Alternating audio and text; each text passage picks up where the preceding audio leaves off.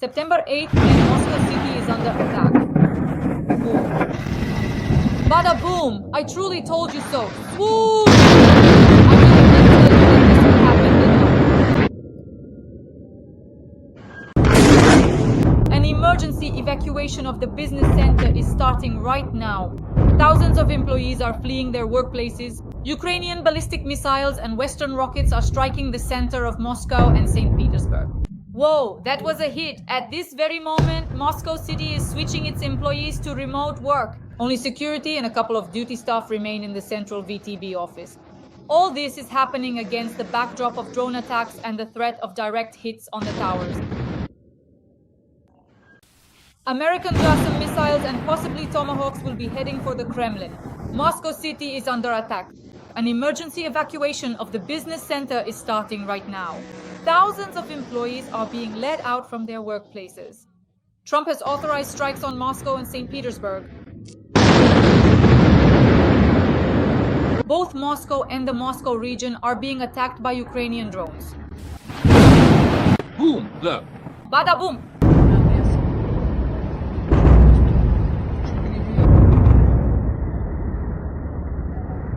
Can you write where you landed? Well, something's burning over there. It's kind of strange. Donald Trump privately suggested to Zelensky to strike Moscow and St. Petersburg. The new US president is convinced that only strikes on Russian cities will force the Kremlin to enter negotiations. At this very moment, Moscow City is switching its employees to remote work. Only security and a couple of staff on duty remain at the central VTB office. All this is happening against the backdrop of new attacks, drones, and the threat of direct hits on the towers. And all of this marks a new phase of the war. And we see Russia truly afraid for the first time. What kind of signal did Trump send? What missiles could be supplied to Ukraine? JASSMs or Tomahawks? Why is Putin running and why is Moscow trembling? We'll discuss all this with top analyst Alexander Demchenko right now. Friends, please like this video and subscribe to my YouTube channel. Sasha and I work together twice a week on my YouTube channel. Sasha, well, the main question is, what happens now? Strikes on Moscow. In the coming days, Moscow is preparing for a reason. Moscow City is being evacuated and everyone is switching to remote work. It's not for nothing that even official Z-bloggers and war correspondents are talking about it. Even the official authorities' military generals have started saying that yes, there will be a combined missile and drone strike directly on Moscow. In other words, they're preparing for a harsh retaliation. We ourselves discussed this just this week, that in these very days there will be a tough response. I said before, wait 10 days, there will be a response. Well, here you go. I gave it 10 days, and as you can see, I was right. I assessed the situation a bit more accurately, perhaps, than even Donald Trump. That's just a joke, of course. The point is, there will be a response, there will be a harsh strike, and Moscow is preparing for it. Most likely, for the first time, Moscow will be set ablaze. All those fat cats, all of Rubliovka will be burning. They don't feel the war over there. You know, a lot of people here ask me, but they're hitting Kyiv. Very often, representatives of the Russian political emigre community ask me this question. They're hitting Kyiv, but Kyiv keeps working, standing, living, and so on. I say yes, but Kyiv feels that the war has long since come to the Ukrainian capital. But Moscow doesn't feel it yet. They will feel it soon. 100%. Everyone will feel it. Dmitry Medvedev, who, after getting drunk, started saying that Trump is just decorative with his statements. The only one who's decorative is Dmitry Anatolievich Medvedev. Both in terms of height, intellectual abilities, how he managed to squander power in a single night, and his cowardice. Decorative, and especially in how, by sucking up to Putin now, he's afraid he'll get taken out. A tweet here, a tweet there, you know? One moment Trump is criticized, the next he's praised. It all depends on Vladimir Putin's mood. A man who squandered power in a single night and handed it over to Putin and Patrushev by the lake. Gave up power in one night, afraid he'd be drowned. In just one night. Now talking about being decorative. There is no one more decorative in the Russian power structure than Dmitry Medvedev. You can just remember that for the rest of your life. Just carve that into your memory wherever you like.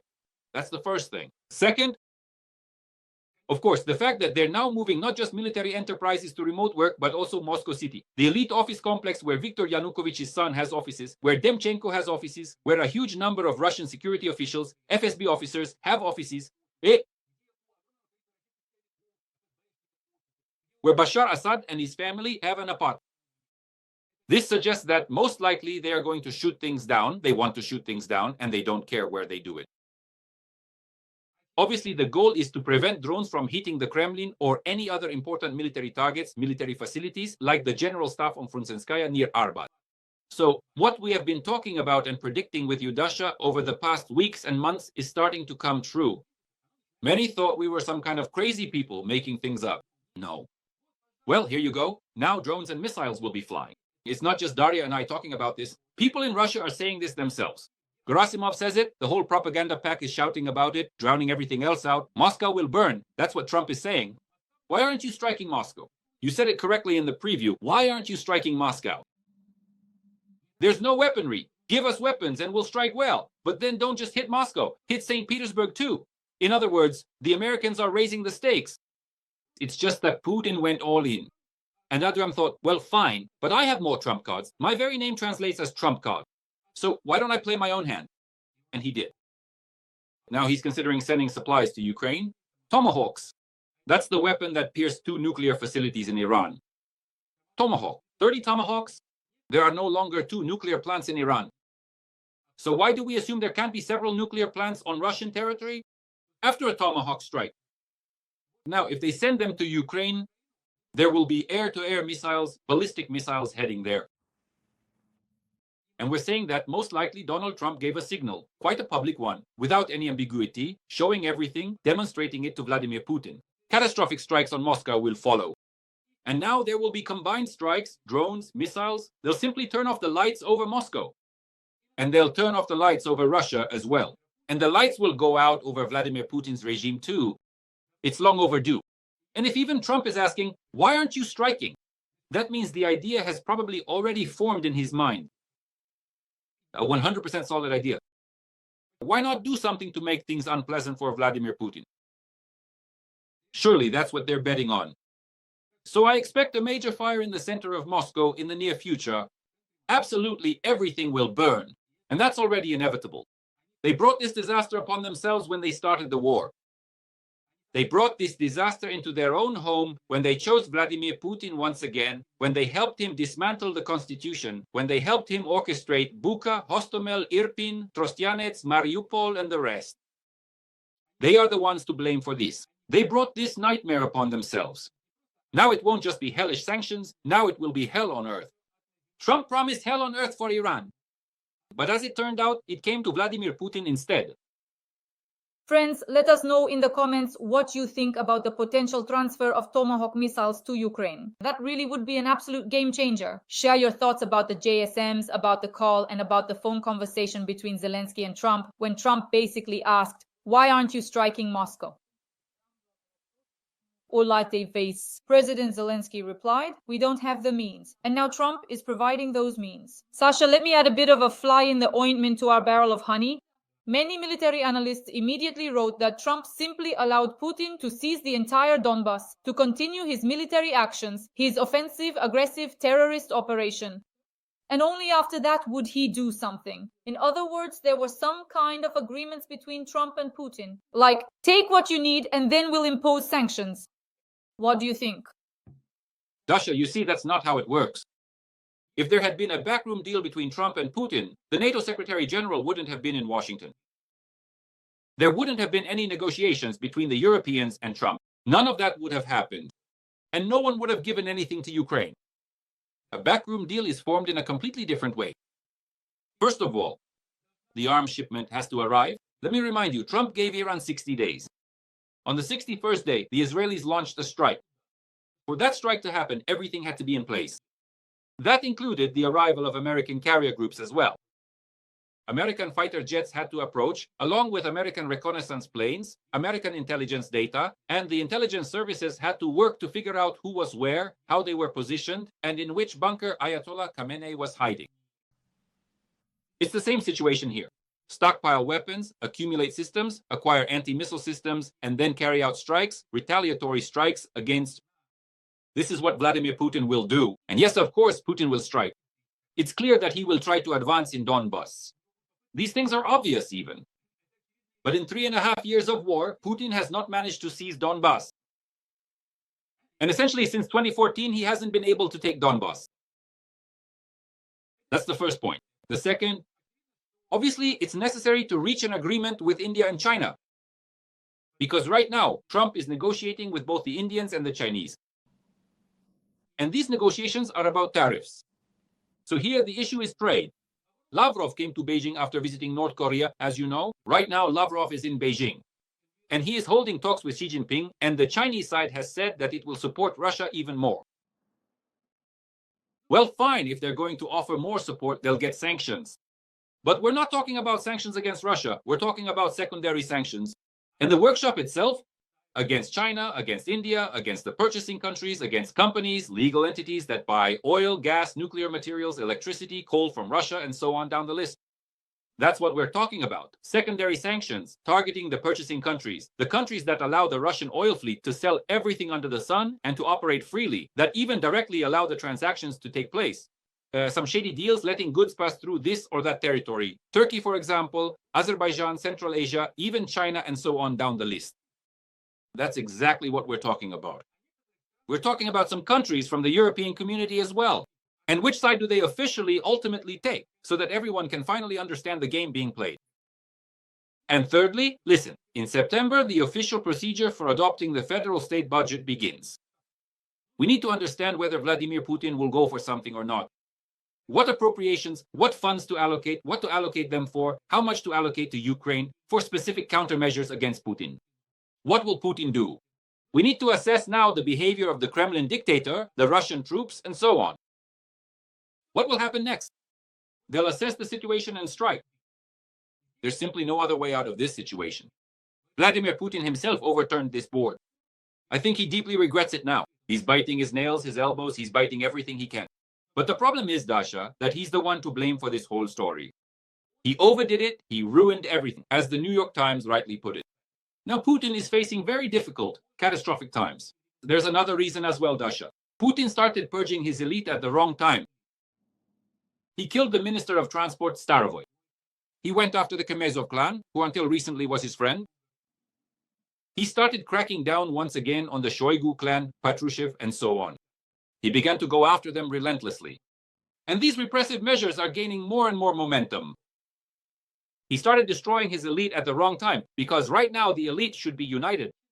And when half the elite fears for their lives, when ministers, 9 of them, vote with their feet, vice premiers, ministers, top officials vote with their feet and come to the funeral, to Starovoitovas, and Putin mocks them, sometimes saying that a wreath was sent, then later takes his words back. And they understand that now, well, fine, now Lubyanka will come after their asses too. So what we're talking about is that there will be pressure. Trump, economic problems in Russia, a mess. And at the same time, possibly the beginning of some kind of coup. Because the oligarchs who bankroll these ministers, the officials, the military leadership, they all understand perfectly well that Putin started the first battle, that Putin struck the first blow against them. If they don't respond, they're finished. Now Trump will apply pressure, and they will too, and they'll destabilize the situation. I don't know, Dasha, whether we'll wake up tomorrow or the day after to the news that tanks have entered Moscow, surrounded the Kremlin, and Putin is gone. A coup in Russia, hooray. I don't know. But the fact that they will act and watch how hard Trump goes after Putin and base their actions on that is undeniable. This is probably one of the most turbulent periods of this war. Throughout this war, it won't be easy, it will be turbulent. At times it will be harsh. But for Putin, in the end, it will end badly. These are fateful days for the war, for Ukraine, yes. But these are dark and grim days for Vladimir Putin. Trump has no other choice. He can't back down. To use Margarita Simonyan's words, he simply can't anymore. And Putin will choke on him. And that's Vladimir Putin's fault. He himself is to blame for what happened. Dasha, Tomahawk missiles, are they a reality in the coming months, or is that still unrealistic for now? This raising of the stakes by Trump is blackmail against Putin. Trump has shown him several times what the system is like. Tomahawk. What are Tomahawk missiles? He demonstrated it once in Syria, when he destroyed, just obliterated, the Syrian bases where Russian soldiers and Russian aircraft were stationed. He showed what American weapons are capable of, using the example of the Wagner mercenaries, whom he wiped out as well. He showed what Tomahawks are, using Iran as an example. And now he says, that's it, I'll send Tomahawks to both Zelensky and Ukraine. Hundreds of them. Take your pick. In other words, he's raising the stakes. But he doesn't want the war to actually turn into a global major conflict. He doesn't want to fight Putin one-on-one, but he probably has to do it or will have to do it. But for now, he's just raising the stakes to the limit, to the extreme. Trump has a higher ceiling of possibilities. He has more room to maneuver, you see? He's showing Putin, I can even give tomahawks. And you have nothing to counter these tomahawks. Patriots, those are my patriots. I have the best anti-missiles and you don't have them. If there has already been a strike on Siberia and Siberia is burning, I don't know if it's for the second or third time in the past month. Even this, you see, before, Russian territory was considered an asset, a vast territory. So what? You make your way to the end, reach the Urals, and then you'll be driven further. Somewhere out there, you'll just give up and turn back home. Now, Russia's vast territory is actually a disadvantage. It's a negative factor because it's impossible to cover it with anti-drone or anti-missile systems, you see? It's impossible. So once again, they'll protect Putin somewhere near the Kremlin, but all of Moscow will be burning. They'll protect St. Petersburg, but Siberia will be burning. You understand? So, Tomahawk missiles are a realistic prospect in the future. And when Putin says no to everything, and most likely he will say no, he simply has no other option left to show, no weakness. He can't show his security forces on whom he depends and who are the foundation of his power that, guys, I got scared, I can't do it. He will go all the way. He will keep making mistake after mistake. But Trump will keep pushing further and further. Together with the Europeans and everyone else, ultimately we will inevitably reach a situation where China will have to directly get involved in the matter. Every voice matters. Join our community, support independent journalism and help us bring you the truth from Ukraine. Become a member of Ukraine Today. Join us now. To get involved directly and straightforwardly. We're already approaching this situation. Everyone has already written that things are heating up in Sevastopol. Russian public pages in the occupied Crimea are saying that Trump might strike Sevastopol with Tomahawk missiles replaced by JASSM missiles. They're also saying that things are on the edge. The latest comments are that Trump is considering supplying Ukraine with Magavka missiles. They could hit Moscow and St. Petersburg. Panic is starting among the propagandists and now they're howling. So this is exactly the tension zone that's now developing very strongly in Russian military public pages. Tell me. And notice, Dash, Trump hasn't supplied anything yet. You see, that's a skill in itself. He hasn't done anything yet. The Moscow stock exchanges are starting to fall. He hasn't done anything yet, and the public pages are already howling. He hasn't done anything yet, and already half of Moscow is being evacuated in Russia. He hasn't done anything yet, and already there's a problem starting in Crimea. And there aren't even any tomahawks yet. And now, attention friends, imagine the situation. There are tomahawks, and the tomahawks are being launched. Just multiply this whole story by 10 or even 100. Multiply it. They'll go crazy. They aren't even here yet, and they're already starting to talk about decorativeness. And when they do appear, I don't know, they'll all just disappear. As soon as the tomahawks fly toward Moscow, the first person who won't be in Moscow is Dmitry Anatolievich Medvedev. He'll be gone. And that's already happened before. Are you still laughing? But that's how it was. When Prigozhin marched on Moscow through the Rostov region, who was the first to run away? Everyone else stayed. No one understood anything. Everyone stayed at their posts. Everyone was afraid. Who ran away? Putin and Medvedev. Putin and Medvedev. Putin took Medvedev by the hand because the constitution says that if anything happens, Medvedev also gets a lifetime term. That he's untouchable. Medvedev, the only president who is untouchable besides Putin, is Medvedev. He took Medvedev by the hand like a bride. And he flew off with him in some unknown direction to some kind of bunker. And this time, as soon as tomahawks or something else start flying toward Moscow or anywhere else, Medvedev will immediately disappear.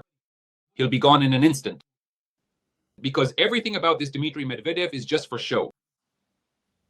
Sasha, did you notice, how he trolled and mocked him? That was said very harshly. The Secretary General of Medinsky at the negotiation process said that he doesn't discuss things with Trump. That is, Trump tried to explain that, you see, I call Putin and Putin says everything is fine. Then my wife Melania tells me they're bombing Kiev. What's so good about that? But I believed him, and that's what the Secretary General told him. How can you believe them if they send Medinsky, who was spouting historical nonsense there, pseudo-historical nonsense from Russia? No, what they said was that Putin sent some crazy historian who started talking about the history of Russia beginning from the year 1245. So, At this, as for Trump, of course, someone once told him about Medinsky and he forgot about him. Medinsky is not the kind of person you need to remember, honestly. And Medinsky's books are not the kind of books you need to keep rereading all the time. But once again, Trump was simply shown that Putin sends some random people to negotiations and doesn't take the talks seriously. And what does that say? It means that sooner or later, if Putin is told directly, look, if you go to negotiations, no more Medinskys. From now on, only the key figures, the people who make decisions, and you personally, nothing else will be accepted by me. There's no room left for maneuver, Dasha. You can't send Medinsky, you can't send some random person or someone from some obscure department or some advisor of yours. Only the highest ranking representatives and you personally are acceptable, where your signature is at the end, on a peace agreement and so on. Because Putin was given an ultimatum, essentially, either a peace agreement with Zelensky within 50 days, or I'll tear you and your regime to pieces. That's all that was conveyed to him. As for Melania Trump, it's necessary to urgently check if she has Ukrainian roots. It seems to me this person sitting there, I can just picture the scene, I don't know why, but I can really imagine this scene. Trump comes home tired after work. He saw soccer for the first time there. He visited some stadium. He cut some ribbon. There, I don't know, he drank some Coca-Cola, pressed the red button, and they brought him some Coke. The man is tired. He comes home to the second floor of the White House, comes in, tells Melania, I had a wonderful conversation with Vladimir, with Putin. She says, can you imagine they hit Kyiv, they hit Vutsk? So I think we finally found the person who really knows the geography of Ukraine well. Sasha, if I'm not mistaken, Melania Trump is a close friend of Sasha Nikolenko, Miss Ukraine, who is married to... Who is the main one? At the inauguration. Yes, and they even lived in the same room during the competition. And if I'm not mistaken, it was actually Melania Trump who introduced Alexandra Nikolenko, a Ukrainian Miss Ukraine, to her future husband, who later became her husband and is a business partner of Donald Trump. As I understand it, if Melania Trump has any affection for Ukraine, it's because of her connection with Sasha Nikolenko, since they are friends. And since Melania is European, in principle, she should know European geography because she's not American. This is about how Trump fights against migrants, even though his wife is not American and was born in Europe. Well, you see, for example, I personally wouldn't draw that connection when it comes to Sasha Nikolenko. But if that's the case, then I want to tell you that Melania Trump and Trump, in principle, have a daily overview of the situation in Ukraine. And that's a good thing. If he has already said this directly, Dasha, it means that this information is reaching him. And that's also good. It's good, really. Of course, we still need to discuss Putin's actions after all of this. So you have absolutely and completely conveyed the profound meaning regarding the current political stage of Dmitry Medvedev, which ultimately concludes with the definitive statement, Medvedev himself explicitly stated this. However, the crucial and pressing question that now arises is, what precise course of action will Vladimir Putin undertake if Dmitry Medvedev unequivocally declares that Russia genuinely does not care, meaning it possesses an absolute indifference towards all these pronouncements, these verbal declarations, and indeed all the various threats emanating from Trump? Putin does care. Putin will now try over the next 50 days to restore contact with Trump. But at the same time, he will strike at Ukraine. These are two things that at first glance seem completely unrelated. But that's how it will be. In the end, nothing will work out for him. Listen, Trump negotiated with the Iranians for 60 days. He negotiated with the Iranians for 60 days. He talked to them, his representatives met with them. The media told everyone that he was putting direct pressure on Netanyahu. In the end, it turned out that Mossad carried out 3 brilliant special military operations together with Israeli military intelligence, Aman.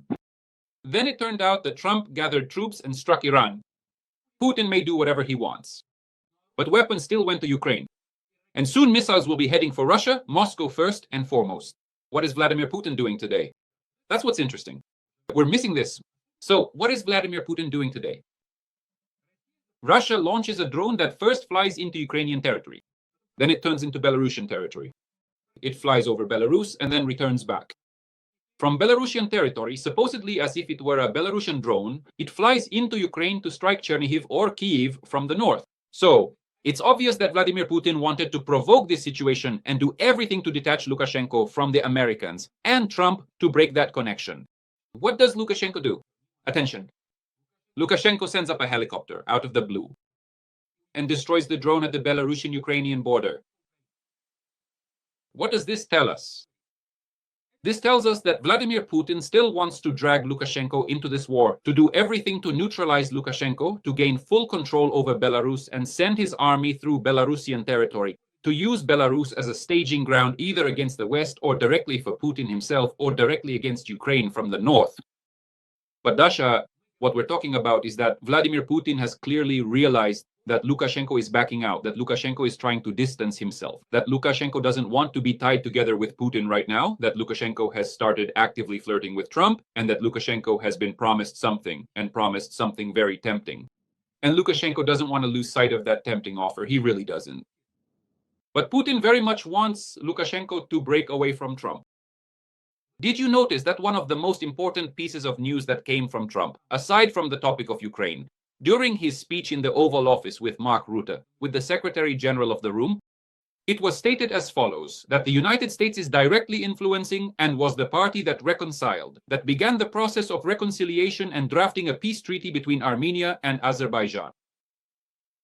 In other words, Trump is taking the Caucasus away from Putin. America is taking the Caucasus away from Putin. So we wondered, why is all this happening? Trump. That's why all this is happening. So attention, Dash, Finland, Sweden, NATO bases, Peter is surrounded. Troops are practically on the approach. NATO troops are heading for Petersburg. Soon there will be a border breakthrough. At the same time, British and French troops will be in Ukraine, along with troops from 28 other NATO member countries, after the end, or rather, after the beginning of the ceasefire, the so-called silence regime. Attention, there will be a Turkish NATO base in Azerbaijan, and I wouldn't be surprised if the Russian base in Gyumri, Armenia, disappears. If Armenia closes all Russian bases on its territory. What do I think? I think that Vladimir Putin, who has clearly realized that he won't be able to take Ukraine no matter how hard he tries, now wants to prolong the war. It's one thing when you're playing to exhaust Ukraine's stockpiles and resources, and quite another when you're trying to wear down America's reserves. They're simply not comparable. You have far fewer resources, and you will lose this war. If Trump has gotten involved, then he's involved. That's why he'll be looking for other opportunities for himself. I think we need to consider 2, maybe 3 scenarios. The first scenario is an attempt to occupy Belarus, a full-scale one, and to destroy the Lukashenko regime and Lukashenko himself. The second is a direct attempt to undermine Armenia, and possibly even an attempt to occupy Armenia. And the third scenario is the start of a campaign, a military campaign against Georgia. I think in the near future we may witness these scenarios. Putin will choose one of these scenarios for himself because the population, the masses, need something to be shown on television. Now this is what they'll be showing. Sasha, a little aside about Melania Trump. There was a whole piece about it. As they say, we're at the forefront. The Times published a big article. Zelensky has gained an unexpected ally in the White House, Melania Trump. According to the publication, she is actively reminding Trump about the Russian strikes. In February 2020, she publicly called the killing of peaceful Ukrainians a terrible, tragic murder of innocent people. While Trump called Putin a cunning genius, Melania called him a monster. She constantly appealed to her followers to help Ukraine. She has much more political influence over her husband than was previously thought. It is noted that despite having numerous security and foreign policy advisors, her voice can be decisive. Trump listens to certain people, especially those close to him, and even more so if their last name is Trump. Sasha, what do you think? I would say that we've gained an unexpected ally. No one expected this. We've gained an unexpected ally. And honestly, Dasha, that's really good news. You know, it's actually very nice. Because for a long time, Ukraine was searching for ways, for approaches. How do you convince Trump? And it turns out you don't really need to look that hard. It turned out that there's the First Lady who can just go directly, bypassing everyone else, and say, Donald, it's time to put an end to Volodya Putin, to be done with him. I don't like him. And as it turns out for Trump, that's enough. That's much more than all the negotiations with Putin, more than all the persuasion from the Senate, Congress, and so on. More than Elon Musk, who's a bit crazy, it turns out that Melania is more than enough for Trump. That's very good news for Ukraine, Dash, really. I don't know what will happen next. I don't know what level of influence she'll have, how she will continue to support or not support Ukraine. But as things stand today, if thanks to Melania and Trump, Ukraine receives deadly missiles, protection, full protection of Ukrainian airspace, 17 Patriots, and even Tomahawk missiles, then a monument should be erected in the center of Kiev, and a street should be named after Melania and Trump. Yes, you're right, Sasha. And most importantly, as you always say, that Putin did certain things with his underwear and slapped Trump across the face with it, and The Atlantic completely agrees with you because The Atlantic also wrote about it, and The Atlantic discussed the reasons for the increased US aid to Ukraine. Putin officially humiliated Trump, simply humiliated Trump officially, and Trump can't get over it. Here you go, a public humiliation. I think, by the way, even Melania told Trump about this. What is this? Just humiliates him. And that was the end of it, you see, and things just kept moving forward. Here we are talking, and things are moving. What's the conclusion? The movement has started. They wanted action. They can't live without it. Well, here you go. Enjoy the action. Enjoy it. Sasha. Don't move. Look, the news is coming in while we're streaming with you. Germany might buy the Typhoon launcher for Tomahawk missiles. Tomahawks have become our new buzzword, it seems. Now we only talk about them. Dasha, so what does this indicate? This indicates that Trump has broken loose.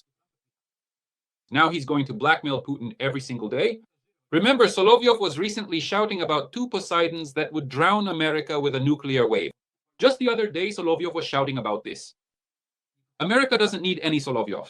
They have Trump. Trump has more different kinds of weapons than Russia does. Now, Trump will tell absolutely everyone in the world every day about the best, most powerful weapon systems and how Russia will burn with the help of these weapons. Now imagine 50 days of this targeted informational bombardment of the Kremlin, Medvedev, and everyone else. There's a good chance that before these 50 days are over, someone in the Kremlin will raise their paw in surrender. Because they probably can't withstand such an informational attack. Honestly. They'll probably soil themselves first. Dash, to sum up, what do you think will happen in Europe? Right now, I consider Germany to be Ukraine's main ally because almost all supplies will go through Germany. This is very important. Not everyone there, but Arkuta will also do a lot. Again, Fields and Steliki, Orban and others. Now even Malta is joining in. In general, Russian enclaves in Europe. What should we do? And will oil prices drop by the end? Trump will deal with these guys. If Putin actually sees it through to the end, because if anyone has direct influence over Orban and Fico, it's Trump. Moreover, if he turns a blind eye to certain things, the European Union will push through as well. When Germany stops supplying, for example, cars from Hungary, Orban will raise the white flag. And he'll say, I agree to everything. This has happened before. When he was blackmailed with cars, with automobiles, he immediately made all the necessary pro-Ukrainian decisions. Remember that situation when the former German Chancellor Olaf Scholz told him to take a walk in the hallway while the vote was going on? He might have to take a walk more than once if necessary. Even I have changed a lot in the past few days. The situation has been turned upside down. We still don't fully understand that this is a new stage of the war. And this stage is clearly not in Vladimir Putin's favor. A lot has changed. The pace is just insane. It's a terrifying pace. There was this kind of pace at the start of the big war. At the beginning of the invasion, probably in the first 6 months to a year, what we're seeing now is a new momentum. Everyone was hoping there would be some kind of reconciliation. There was hope. Trump probably had that hope too. Or maybe not hope, but rather an illusion. He probably had that. Or thoughts that he could make a deal with Putin, that there would be a deal, and basically even profit from Russia. The deal is over. The illusion is over. And now there's a new momentum. So Trump probably liked the painting Moscow on Fire. I don't know how long that image will stay in his mind. Maybe 2 weeks, maybe 2 years. I don't know. But that Putin will get his comeuppance, that's 100%. Will there be flames in Russia now? What will happen in America now? The desire to start that fire, what will happen in Europe now? The desire to help start that fire, what will happen in Ukraine now? A new impulse, a new hope that Vladimir Putin's regime will finally collapse. And I'm incredibly glad about this, because I repeat it more and more often. Freedom and hope are the last things Vladimir Putin can try to take from us, but he will never succeed. Wonderful. To wrap up, dear audience, Sasha and I work for you in the Dasha plus Sasha, Sasha plus Dasha format twice a week. Write a few words in support of our tandem. I know you leave a lot of different comments. I read them and give them hearts, so thank you very much. Let us know where you're watching from. Share your location. Every Tuesday, Sunday, Wednesday, and Monday, we are on my YouTube channel, Shastlivy, and on Dmitry Gordon's YouTube channel. Top analyst Alexander Demchenko. Sasha, thank you very much. And see you already this weekend. Until next time, bye.